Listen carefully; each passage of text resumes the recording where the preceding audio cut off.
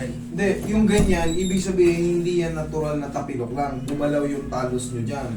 Kaya, di ba, nawala na yung pamamaga. Noong una, pag napagod yan sa paglalakad maghapon, kahit hindi nga maghapon basta naglakad ka na naglakad, o naiirita na rito, para siyang may pumipigil na dyan. Tapos, kinagabihan, mamamaga. Pag napahinga, okay na naman. Pero paulit-ulit na ng paulit-ulit. Alam niyo dapat gawin nyo dyan, dali nyo sa akin. Ayun siya. Hindi ka nakadyan eh. Oo, master. Kaya sabi ko, Sige, kaya. malayo. Sige, kaya. Yan ka. Yan. Sige, abanti ka pa ng konti. Madali lang to. Master, kasi may history ako Oh. ng hips dislocation. Oh. Iniisip ko tuloy na baka mamaya dahil doon. Kasi binalik lang dito sa orthopedic sa Kailan? Panalo eh. 2013. Wala na yan. Mas strong na yan. Huwag lang yung mga ilang buwan pa lang. Yung mga na-dislocate natin, tapos na ibalik, nagbibuild up ulit yung yung mga tissue nun, sumisigip ulit yan.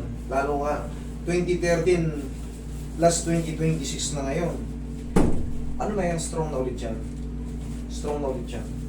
Hindi na yan connected dito. Pero, ang mangyayari niyan, nagiging connected lang yan kung ito ay pilay tapos sasakit yan. Kasi, yung mga kasunod na joint, maliban na lang kung masakit pa rin ngayon niya, masakit pa ba? May ano lang siya, yung pagkamalamig, yung panahon, yung mga gano'n. Yung Pag malamig lang panahon. Okay, hindi. Ganun talaga yung mga old pilay, parang nabubuhay pag lumalamig. Wala yun. Okay? Relax lang. Sakul ka agad, idol. Tapos na yan. Nakita mo? Tapos na agad yun.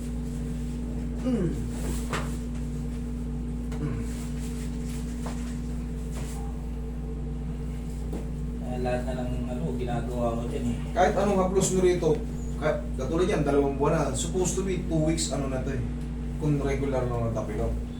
Pero pagka ayaw, pabalik-balik lang yung pamamaga, pahatak nyo na. Kaya Yun yung pinaka-the best. Yun nga, master. Kaya naisip ko, sabi ko, hindi kaya dahil dito sa dati kong may connection kaya tagal gumalik. Baliktad ka eh. Dapat ito muna. Pag sumakit to, kasi magre-reklamo yung ibang joint. Pero kung dyan, ang masakit sa'yo, mananatili dyan at yung balakang mo ang Kasi kung nadidiin mo ito ng maayos, sumasakit yung balakang mo, maaaring mag-radiate yan, pabalakang, tapos hanggang dito. Mangawit. Pero ito dapat mauna. Bago kasi pag hindi mo madiin yan, gaganon-ganon ka. Magre-reklamo yung ibang joints. Ganon. Kasi pag strong to, hindi niya yan mapipilay. Pero master, kailangan ko pa rin mag-support niyan o ano. Kasi minsan parang yung support yun sa ilalim, sa pag-apa ko, isa rin yun sa nagkukos ng parang masakit. Bakit? Kasi nga, hindi naman talaga yun ang bakit ka magsusupport kung hindi naman na kailangan. Yung sinusupport mo, nararamdaman mo sumasakit sa ilalim, mali nga eh. Adjust muna.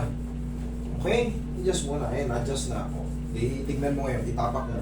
Kahit lagyan ko pa ito ng asan yung support mo kanina, tignan mo kung masakit. Tignan mo ilalagay ko ulit sa tamang niya. Nasa sa'yo, master. Sige.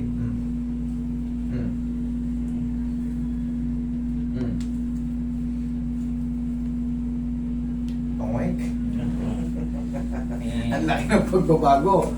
Ngayon, idol, yung matitirang konti dyan, ipapahinga na natin ang Kahit mag-grab ka, walang problema. Kusa nang hihilam yun, mga 5 days lang. Okay? Sabi ko sa'yo, kahit ikabit mo kayo ng tatlong ulit dyan. Pagpersay ng todo. Yes, huwag mo nang munang italon. Yun lang. Paglalakad, mag-grab food ka, walang problema. Dire-diretso na yan. Okay? Thank you.